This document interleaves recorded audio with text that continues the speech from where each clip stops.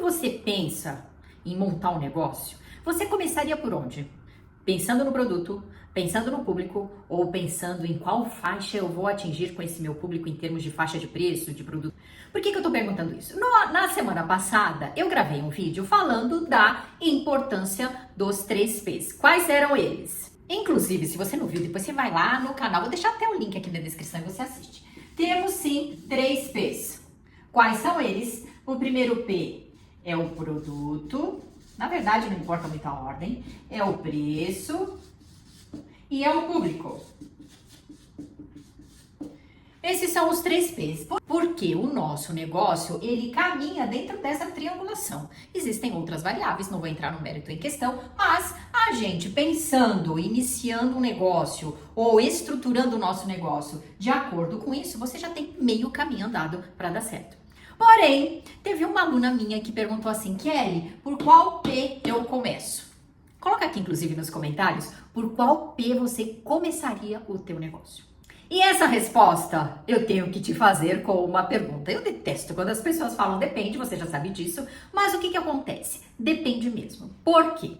Toda vez que a empreendedora ou empreendedor ele pensa em montar um negócio, ou é por 2 motivos, não vai fugir disso. Ou ele tem um produto inovador, que é algo em que não existe no mercado, por isso é inovador. Vou dar um exemplo, o copo Stanley surgiu no mercado e foi um sucesso de vendas. E se não for pela inovação, é pela uma deficiência do mercado. É uma deficiência do mercado, da região em que você mora, em que você atua, e aí você tem uma dificuldade, e nessa dificuldade você vem com a ideia, por que não melhorar esta dificuldade? Vou te explicar. Eu tenho uma aluna que ela é lá do norte, lá de cima.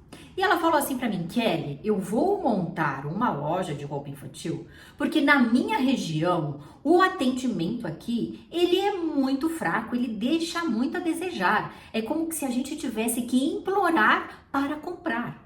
Dessa forma, o que ela pensa? Ela pensa em começar a montar um negócio pelo público. Cadê pelo público? Por quê? Porque ela sabe que se ela atender bem, se ela facilitar, se ela desenvolver estratégias de marketing que atinjam esse público, o que vai acontecer? Sucesso na certa. Já tem uma outra aluna que o problema dela ou da região dela é outro. É o encontrar o produto ideal para aquilo que ela gosta.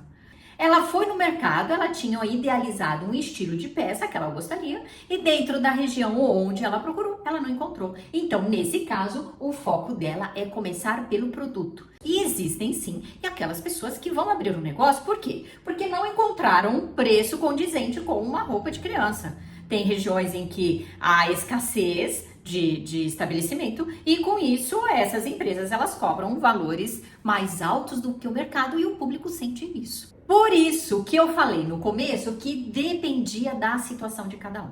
O que você tem que fazer a partir de então? Pegar cada item e você detalhar esse item para que, estudando o mercado, estudando tudo que influencia o início do teu negócio, você consiga chegar ao denominador e entender que sim, eu vou começar a pensar em estruturar o meu negócio pelo meu produto, ou pelo meu preço, ou pelo meu público. Agora eu vou te dar alguns insights. Se você começar pelo produto, o que você vai fazer? Você vai pensar primeiro, existe oferta e demanda. O que é isso? Se há muita demanda, muita gente querendo o produto e pouca oferta, ou o contrário, se há muita oferta e pouca procura. Isso como que você faz? Indo para o mercado.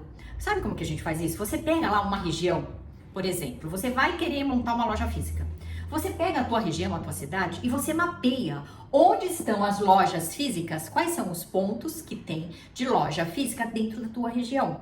Porque com isso você consegue identificar se há uma saturação de estabelecimentos de acordo com o número de habitantes ou não. Assim que a gente vai e faz a análise do mercado. O segundo ponto que você tem que analisar são as tendências de mercado. Como que a gente verifica isso? Escreve lá no Google, crescimento do mercado infantil para 2025.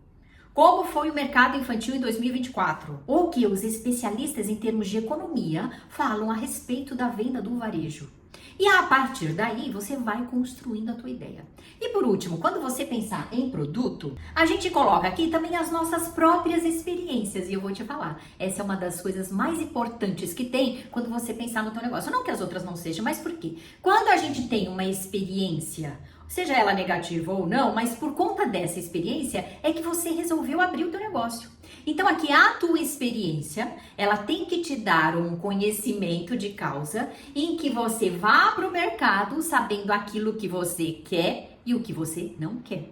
Por isso, inclusive, eu sugiro que você assista outro vídeo meu, Planejamento Estratégico na Prática, em que você estrutura a tua empresa num passo a passo. No final, você sabe exatamente aquilo que você precisa fazer para, assim, ter um negócio promissor. Essas 4 análises você vai fazer o quê? Com relação ao produto. E aí tem o quê? As análises com relação ao preço.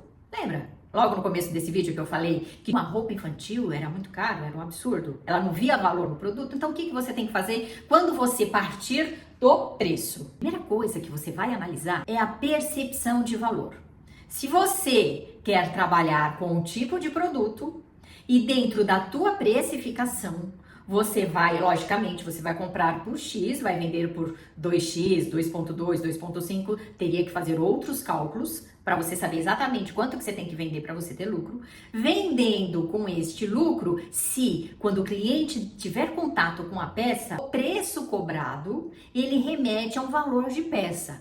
Aí eu falo do quê? Em termos de qualidade, estilo de peça, acabamento, tudo isso que envolve a qualidade de um produto. Além disso, há o posicionamento dessa empresa no mercado. Como que ela se posiciona? Tem várias empresas e várias indústrias dentro mesmo do segmento infantil que cada uma tem um posicionamento. Por exemplo, a gente na Nido, o que a gente vende? Uma moda e bebê alegre e que tem aquela qualidade em termos de conforto, tecido e tudo mais. Então, cada empresa ou cada indústria, ela tem um posicionamento de mercado. E esse posicionamento tem que condizer com a tua ideia de negócio, porque senão não vai dar liga. Você vai comprar um produto que não condiz com aquilo que você quer se posicionar no mercado. Além disso, o que mais que você tem que procurar? A concorrência. Lógico, antes de abrir um negócio, a gente tem que ver a concorrência. Dei um exemplo da loja física, mas você também pode fazer isso através, se você quer vender por e-commerce. Coloca lá no Google, roupa infantil do 1 ao 8, se você quer trabalhar do 1 ao 8.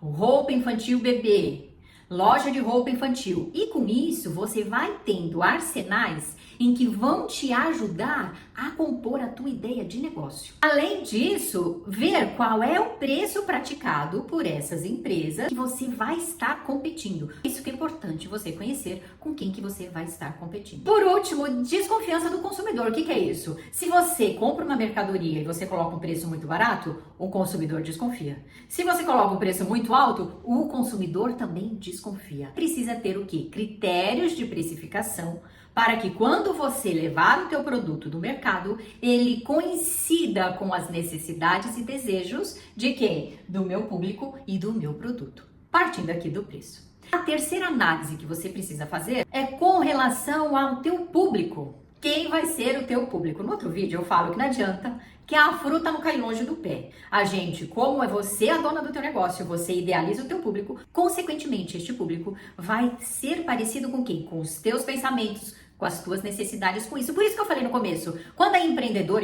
começa por uma variável em que teve uma pedra no sapato. Você viu lá uma deficiência do mercado e é aquela deficiência que você quer suprir. Vamos dar o exemplo da minha aluna. Ela foi para o mercado, ela viu que o preço cobrado era um absurdo e o que ela fez? Resolveu abrir uma loja para que, trabalhando com produtos mais elaborados, ela conseguia fazer uma precificação mais coerente e conseguisse atender esse público que estava deficiente na região dela. Além disso, os clientes, quando eles têm uma boa percepção da marca que surgiu no mercado, eles tendem a ser mais fiéis. E você sabe, já falei em outros vídeos, que o cliente fiel, ele tende a comprar mais. A gente gasta muito mais captando novos clientes do que trabalhando o cliente que já está na nossa base, não é? Coloca aqui nos comentários, faz quanto tempo que você não manda uma mensagem para a tua primeira cliente? E o melhor, quem foi essa tua primeira cliente? Às vezes, a gente, por falta mesmo de conhecimento, de trabalho do mercado, a gente relaxa ou a gente menospreza, vamos dizer assim, os nossos primeiros clientes. Quando, na verdade, eles devem ser tratados como reis, rainhas. Por quê? Porque é eles que ajudam a alavancar o nosso negócio. Através deles, o que você pode fazer? Depoimento, prova social, foto do produto no bebê ou na criança, a aceitabilidade do teu produto logo que chegou a mercadoria. Tudo isso é uma análise de mercado que você já está fazendo quando você já iniciou. Nossos primeiros clientes, eles devem ser muito bem tratados. E a gente sim precisa de ter uma comunicação constante com esse cliente. Lógico, né? Bom dia, boa tarde, boa noite, ninguém mais aguenta isso. Mas se você cria uma estratégia de conteúdo condizente com aquilo que você quer transmitir, isso faz muito mais efeito do que você não ter estratégia nenhuma, obviamente. Além de tudo isso, não preciso nem falar que a experiência negativa prejudica o negócio, assim como a experiência positiva tende a alavancar o negócio. Por isso, o que eu quis fazer neste vídeo? Dar insights para você de por onde começar. Independente da onde você inicia o teu negócio, as outras variáveis, elas devem estar complementando a linha de raciocínio e a ideia inicial que você teve para construir o teu negócio, para iniciar o teu negócio.